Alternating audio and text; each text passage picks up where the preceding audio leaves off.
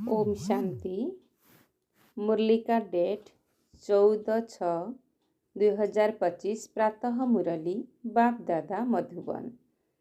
बाबा कहते मिठे बच्चे वर्तमान तुम मानकु ज्ञानर तृतीय नेत्र मिली सेथिपाई एबे तुमर दृष्टि काहा प्रति भी आकर्षित हेबा उचित नुहे। बाबा कहते वर्तमान तुम मानकु ज्ञानर तृतीय नेत्र मिली सेथिपाई एबे तुमर दृष्टि काहा प्रति भी आकर्षित हेबा उचित नुहे। बाबांकर प्रश्न, जेउ मानकर पुराणा दुनिया प्रति बेहदर वैराग्य थिबो सेमानंकर लक्षण किपरि होइथिबो। जेउ मानकर पुराणा दुनिया प्रति बेहदर वैराग्य थिबो सेमानंकर लक्षण किपरि होइथिबो। उत्तरावा कहिले, सेमाने निजर सबु किछि बाबांकु अर्पण करिदेबे, भाबिबे ए सबु किछि भी मोर नुहे। बाबा एही शरीर मध्य मोर नुहे, एहा तो पुराणा शरीर, एहाकु मध्य छाड़िबाकु हेबो। सेमानंकर मोह सबु आडु तुटी जाइथिबो, अर्थात नष्ट मोहा होइथिबे। सेमानंक बुद्धिरे थिबो जे एठिकार कौनसी जिनिस कामरे आसीबो नाही, काहींकि ना ए सबु विनाशी अटे। ओम शांति। बाबा संतान मानकु ब्रह्मांड एवं सृष्टि चक्रर आदि मध्य अंतरर ज्ञान सुनाउछंती, जाहाकि आउ केही सुनाई पारिबे नाही। गीता ही एकमात्र शास्त्र अटे जेउथिरे राजयोगर वर्णना होईछि। भगवान आसी नररु नारायण करुछंती, एकथा गीता व्यतीत आउ कोनोसी शास्त्र रे नाही। एकथा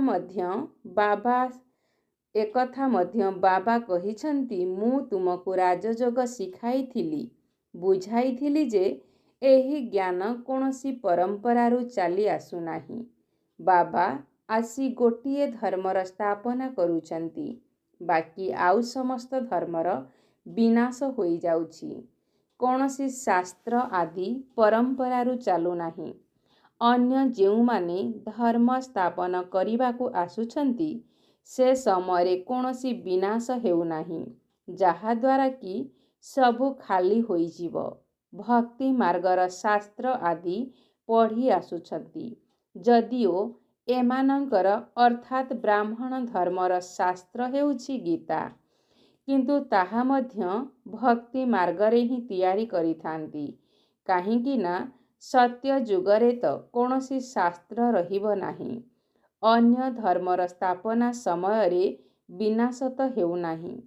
पुराणा दुनिया शेष हेउ नाही, जाहा पुणी नुआ हेबो, ताहा ही चाली आसुछि। वर्तमान तुमे माने बुझुछ जे एही पुराणा दुनिया शेष हेबाकु जाउछि।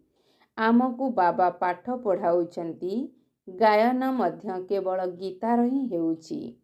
गीता जयंती मध्य पालन करुछंती, वेद जयंती तो हेउ नाही। भगवान तो जणे, तेणु जयंती मध्य जनकर ही पालन करिबा दरकार। बाकी समस्ते हेले रचना, सेमानंक ठारु किछि मिली पारिबो नाही। बाबांक ठारु ही वर्षा मिलुछि, दादा कका आदिक ठारु कोनोसी वर्षा मिले नाही। एबे ये हेउछंती तुमर बेहदर बाबा, बेहदर ज्ञानदाता। ये कोनोसी शास्त्र सुनाउ नाहांती, कहुछंती ए सबु भक्ति मार्गर शास्त्र। मु एही सबुर सार कथा तुमको बुझाउछि। शास्त्र कोनोसी पाठ पढ़ा नुहे, पाठ पढ़ा द्वारा तो पद प्राप्त होइथाए। एही पाठ बाबा संतान मानकु पढ़ाउछंती। भगवान उवाच संतान मानक प्रति, पुणी 5000 वर्षरे मध्य एहीपरि हेबो। संतान माने जानिछंती आमे बाबांक ठारु रचयिता एवं रचनार आदि मध्य अंतकु जानी जाइछु। बाबांक व्यतीत एकथा आउ केही बुझाई पारिबे नाही। बाबा एही मुख कमल द्वारा सुनाउछंती। एहा भगवानकर लोन नेइथिबा मुख अटे ना, जाहाकु गौमुख मध्य कहिथांती। ସିଏ ବଡ଼ ମାତା ଅଟନ୍ତି ନା, ଯାହାଙ୍କ ମୁଖରୁ ଜ୍ଞାନର ମହାବାକ୍ୟ ବାହାରିଥାଏ। ଜଳ ଆଦି ନୁହେଁ। ଭକ୍ତି ମାର୍ଗରେ ପୁଣି ଗୌମୁଖରୁ ଜଳ ଦେଖାଇ ଦେଇଛନ୍ତି। ଏବେ ତୁମେମାନେ ବୁଝୁଛ ଭକ୍ତି ମାର୍ଗରେ କ'ଣ କ'ଣ ସବୁ କରୁଛନ୍ତି। କେତେ ଦୂରକୁ ଗୌମୁଖ ଆଦିରୁ ପାଣି ପିଇବା ପାଇଁ ଯାଉଛନ୍ତି। ଏବେ ତୁମେମାନେ ମନୁଷ୍ୟରୁ ଦେବତା ହେଉଛ। ଏକଥା ତ ଜାଣିଛ ବାବା କଳ୍ପ କଳ୍ପ ଆସି ମନୁଷ୍ୟରୁ ଦେବତା କରିବା ପାଇଁ ପାଠ ପଢ଼ାଉଛନ୍ତି। ଏବେ ତୁମେମାନେ ଦେଖୁଛ କିପରି ପଢ଼ାଉଛନ୍ତି। ତୁମେମାନେ ସମସ୍ତଙ୍କୁ ଏକଥା କହୁଛ ଯେ ଭଗବାନ ଆମକୁ ପାଠ ପଢ଼ାଉଛନ୍ତି। କହୁଛନ୍ତି କେବଳ ମୋତେ ମନେ ପକାଅ, ତେବେ ତୁମର ବିକର୍ମ ବିନାଶ ହୋଇଯିବ। ତୁମେ ଜାଣୁଛ ସତ୍ୟ ଯୁଗରେ ଅଳ୍ପ ମନୁଷ୍ୟ ରହିବେ, କଳି ଯୁଗରେ କେତେ ଢେର ମନୁଷ୍ୟ ଅଛନ୍ତି। ବାବା ଆସି ଆଦି ସନାତନ ଦେବୀ ଦେବତା ଧର୍ମର ସ୍ଥାପନା କରୁଛନ୍ତି। ଆମେ ମନୁଷ୍ୟରୁ ଦେବତା ହେଉଛୁ। ମନୁଷ୍ୟରୁ ଦେବତା ହେଉଥିବା ସନ୍ତାନମାନଙ୍କ ଭିତରେ ଦୈବୀ ଗୁଣ ଦେଖାଦେବ। ସେମାନଙ୍କ ଭିତରେ କ୍ରୋଧର ଅଂଶ ମଧ୍ୟ ରହିବ ନାହିଁ। ଯଦି କେବେ କ୍ରୋଧ ଆସିଗଲା, ତେବେ ସଙ୍ଗେ ସଙ୍ଗେ ବାବାଙ୍କୁ ପତ୍ର ଲେଖିବେ, ବାବା ଆଜି ମୋ ଦ୍ୱାରା ଏହି ଭୁଲ ହୋଇଗଲା। ମୁଁ କ୍ରୋଧ କରିଦେଲି, ବିକର୍ମ କରିଦେଲି। ବାବାଙ୍କ ସହିତ ତୁମର କେତେ ସମ୍ପର୍କ ରହିଛି। ବାବା କ୍ଷମା କରିଦିଅ। ବାବା କହୁଛନ୍ତି କ୍ଷମା ଆଦି ହୁଏ ନାହିଁ। ବାକି ପରବର୍ତ୍ତୀ ସମୟରେ ଏପରି ଭୁଲ କରିବ ନାହିଁ। ଶିକ୍ଷକ କୌଣସି କ୍ଷମା କରନ୍ତି ନାହିଁ। ରେଜିଷ୍ଟର ଦେଖାଇଥାନ୍ତି ତୁମର ବ୍ୟବହାର ଭଲ ନୁହେଁ। ବେହଦର ବାବା ମଧ୍ୟ କହୁଛନ୍ତି ତୁମେ ନିଜର ବ୍ୟବହାର ବା ଚାଲିଚଳଣକୁ ଦେଖୁଛ।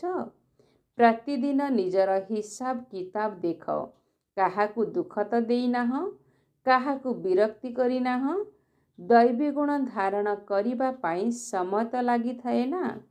ଦେହ ଅଭିମାନ ବହୁତ କଷ୍ଟରେ ଛାଡ଼ିଥାଏ। ଯେତେବେଳେ ନିଜକୁ ଆତ୍ମା ଭାବିବ, ସେତେବେଳେ ବାବାଙ୍କ ପ୍ରତି ମଧ୍ୟ ସ୍ନେହ ରହିବ। ନହେଲେ ଦେହର କର୍ମ ବନ୍ଧନରେ ହିଁ ବୁଦ୍ଧି ବାନ୍ଧି ହୋଇ ରହିଥାଏ। ବାବା କହୁଛନ୍ତି ତୁମକୁ ଶରୀର ନିର୍ବାହ ଅର୍ଥେ କର୍ମ ମଧ୍ୟ କରିବାକୁ ହେବ, କିନ୍ତୁ ସେଥିରୁ ମଧ୍ୟ ସମୟ ବାହାର କରିପାରିବ। ଭକ୍ତି ପାଇଁ ସମୟ ବାହାର କରିଥାନ୍ତି ନା। ମୀରା କୃଷ୍ଣଙ୍କର ହିଁ ସ୍ମୃତିରେ ରହୁଥିଲେ ନା। ତଥାପି ପୁନର୍ଜନ୍ମ ତ ଏହିଠାରେ ହିଁ ନେଇଥିବେ। ଏବେ ତୁମମାନଙ୍କୁ ଏହି ପୁରୁଣା ଦୁନିଆରୁ ବୈରାଗ୍ୟ ଆସୁଛି, କାରଣ ତୁମେମାନେ ଜାଣିଛ ଯେ ଏହି ପୁରୁଣା ଦୁନିଆରେ ପୁଣି ପୁନର୍ଜନ୍ମ ନେବାର ହିଁ ନାହିଁ। କାରଣ ଏହି ଦୁନିଆ ହିଁ ସମାପ୍ତ ହୋଇଯିବ। ଏହିସବୁ କଥା ତୁମର ବୁଦ୍ଧିରେ ଅଛି। ଯେପରି ବାବାଙ୍କ ଭିତରେ ଜ୍ଞାନ ଅଛି, ସେହିପରି ସନ୍ତାନମାନଙ୍କ ଭିତରେ ମଧ୍ୟ ଏବେ ସେହି ଜ୍ଞାନ ଅଛି। ଏହି ସୃଷ୍ଟିଚକ୍ରର ଜ୍ଞାନ ଆଉ କାହା ବୁଦ୍ଧିରେ ନାହିଁ। ତୁମମାନଙ୍କ ଭିତରେ ମଧ୍ୟ କ୍ରମ ଅନୁସାରେ ଅଛନ୍ତି, ଯାହାଙ୍କର ବୁଦ୍ଧିରେ ରହୁଛି ଯେ ଉଚ୍ଚରୁ ଉଚ୍ଚ ପତିତ ପାବନ ଏକମାତ୍ର ବାବା ହିଁ ଅଟନ୍ତି। ସେ ଆମକୁ ପାଠ ପଢ଼ାଉଛନ୍ତି। ଏକଥା ମଧ୍ୟ କେବଳ ତୁମେମାନେ ହିଁ ଜାଣିଛ। ତୁମ ବୁଦ୍ଧିରେ ପୁରା 84 ଜନ୍ମର ଚକ୍ର ଅଛି। ଏକଥା ସ୍ମୃତିରେ ରହୁଛି। ବର୍ତ୍ତମାନ ଏହି ନର୍କରେ ଏହା ଆମର ଶେଷ ଜନ୍ମ ଅଟେ। ଏହାକୁ କୁହାଯାଉଛି ରୌରବ ନର୍କ। ଏଠାରେ ବହୁତ ବିକାର ରହିଛି। ସେଥିପାଇଁ ସନ୍ନ୍ୟାସୀମାନେ ଘରଦ୍ୱାର ଛାଡ଼ି ଜଙ୍ଗଲକୁ ଚାଲି ଯାଉଛନ୍ତି। ତାହା ହେଲା ଶାରୀରିକ ସନ୍ନ୍ୟାସ। ତୁମେମାନେ ବୁଦ୍ଧି ଦ୍ୱାରା ସନ୍ନ୍ୟାସ କରୁଛ। କାହିଁକି ନା ତୁମେ ଜାଣିଛ ଆମକୁ ଏବେ ଘରକୁ ଫେରିବାକୁ ହେବ।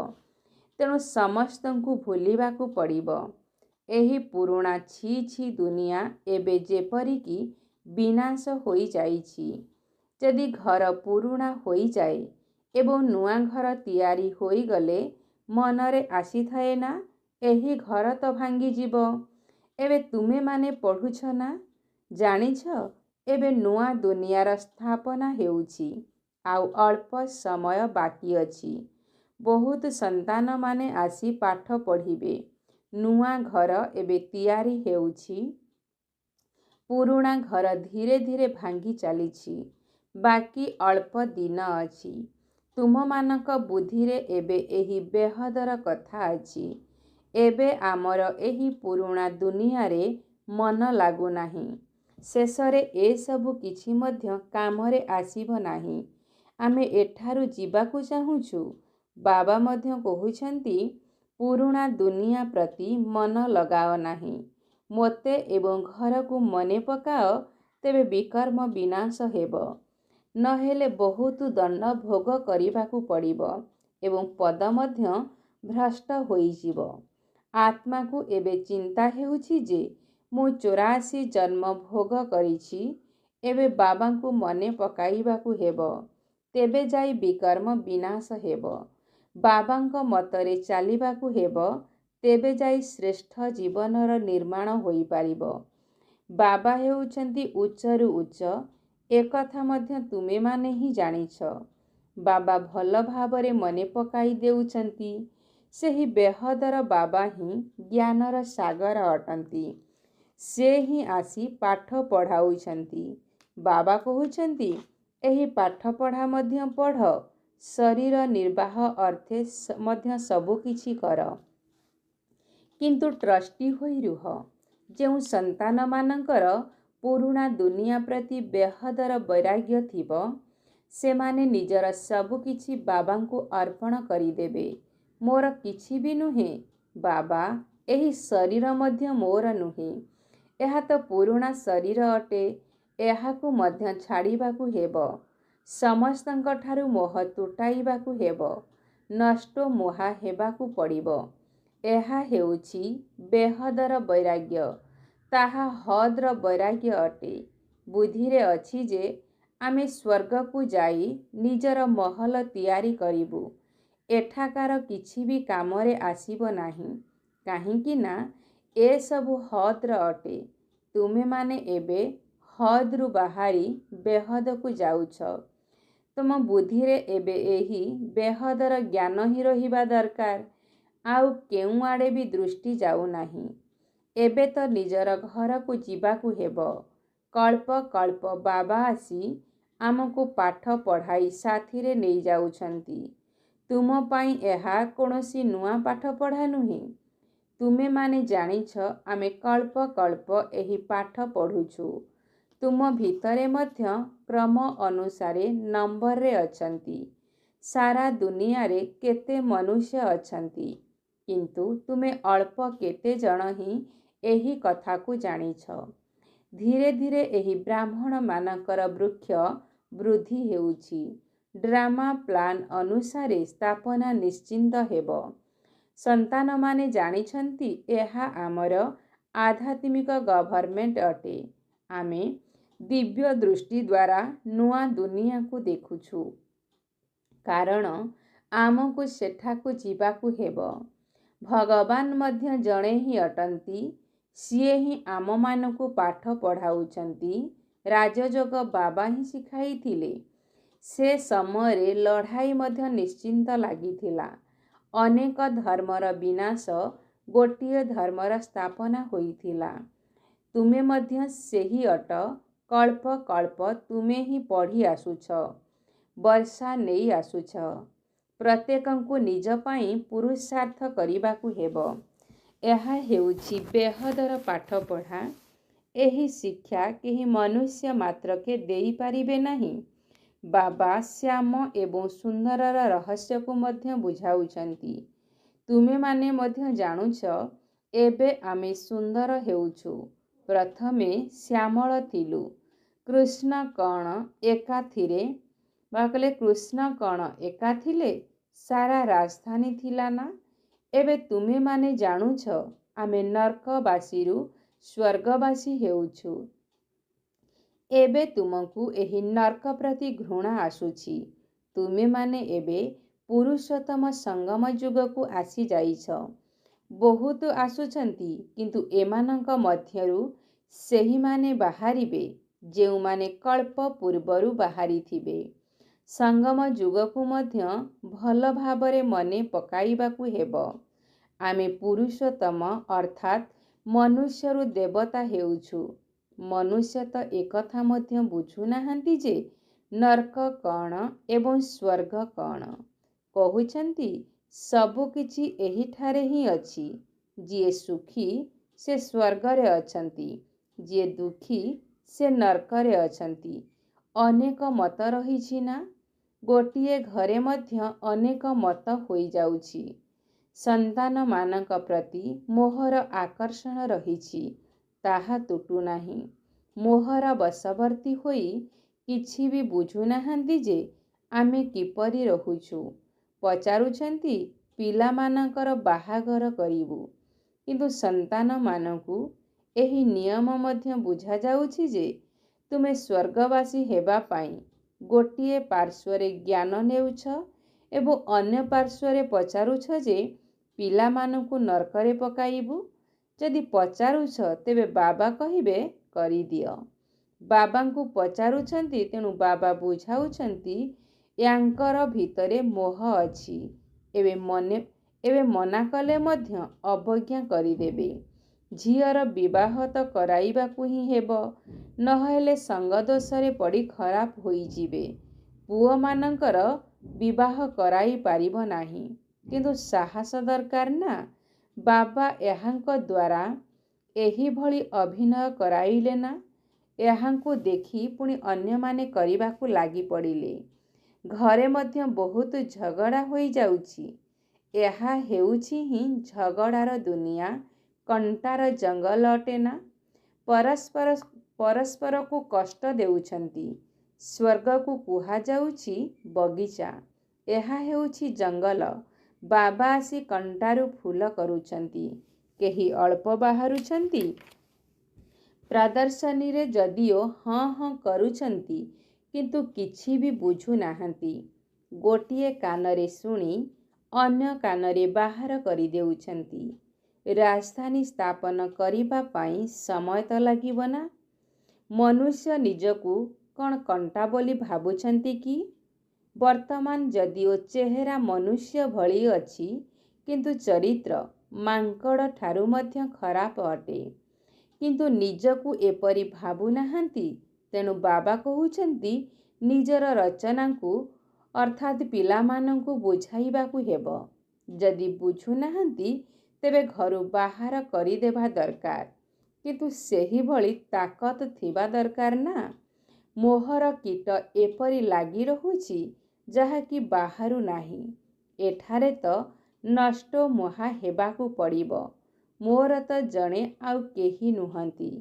एबे बाबा नेबा पाई आसिछंती, तेणु पावन हेबाकु पड़िब, नहेले बहुत दंड खाइबाकु पड़िब एवं पद मध्य भ्रष्ट होइजिब।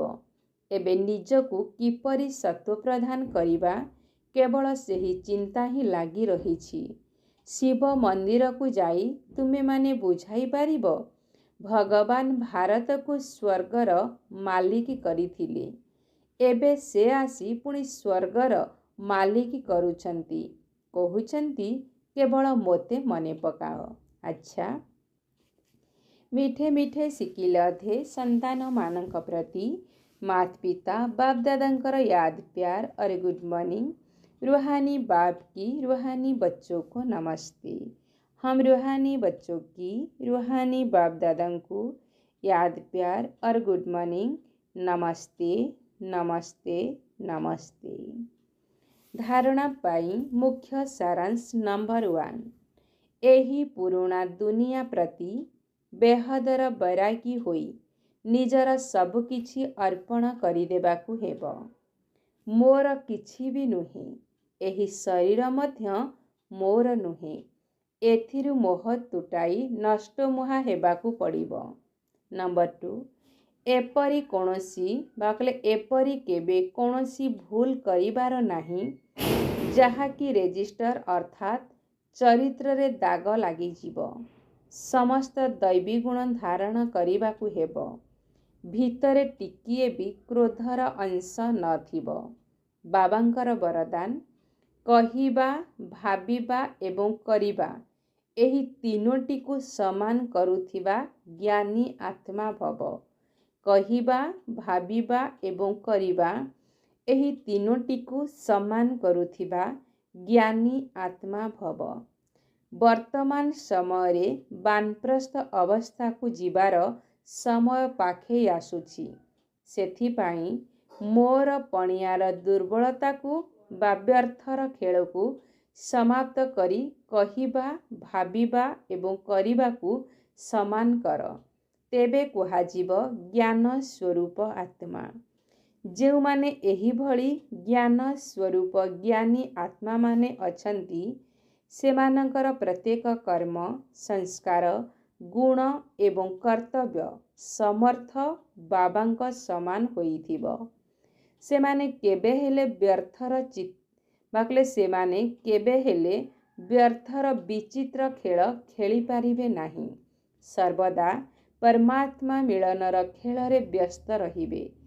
ଏକମାତ୍ର ବାବାଙ୍କ ସହିତ ମିଳନ କରିବେ ଏବଂ ଅନ୍ୟମାନଙ୍କୁ ବାବାଙ୍କ ସମାନ କରିବେ। ଆଜିର ସ୍ଲୋଗାନ ଅଛି, ସେବାର ଉମଙ୍ଗ ଉତ୍ସାହ ଛୋଟ ଛୋଟ ରୋଗଗୁଡ଼ିକୁ ସୁପ୍ତ କରିଦିଏ। ସେବାର ଉମଙ୍ଗ ଉତ୍ସାହ ଛୋଟ ଛୋଟ ରୋଗଗୁଡ଼ିକୁ ସୁପ୍ତ କରିଦିଏ। ଅବ୍ୟକ୍ତ ଇଶାରା, ଆତ୍ମିକ ସ୍ଥିତିରେ ରହିବାର ଅଭ୍ୟାସ କର ଏବଂ ଅନ୍ତର୍ମୁଖୀ ହୁଅ। ଅନ୍ତର୍ମୁଖୀ ଅର୍ଥାତ୍ ମୁଖର ଏବଂ ମନର ମୌନ ରଖିବା ବାଲା। ମୁଖର ମୌନ ତ ଦୁନିଆରେ ମଧ୍ୟ ଲୋକମାନେ କରୁଛନ୍ତି, କିନ୍ତୁ ଏଠାରେ ବ୍ୟର୍ଥ ସଂକଳ୍ପଠାରୁ ମନର ମୌନ ହେବା ଦରକାର। ଯେପରି ଟ୍ରାଫିକ୍ କଣ୍ଟ୍ରୋଲ ସମୟରେ ବ୍ୟର୍ଥ ସଂକଳ୍ପର ପ୍ରବାହକୁ କଣ୍ଟ୍ରୋଲ ଅର୍ଥାତ୍ ନିୟନ୍ତ୍ରଣ କରୁଛ, ସେହିପରି ମଝିରେ ମଝିରେ ଗୋଟିଏ ଦିନ ମନର ବ୍ୟର୍ଥ ସଂକଳ୍ପର ଟ୍ରାଫିକ୍ କଣ୍ଟ୍ରୋଲ କର। ଆଚ୍ଛା, ଓମ୍ ଶାନ୍ତି।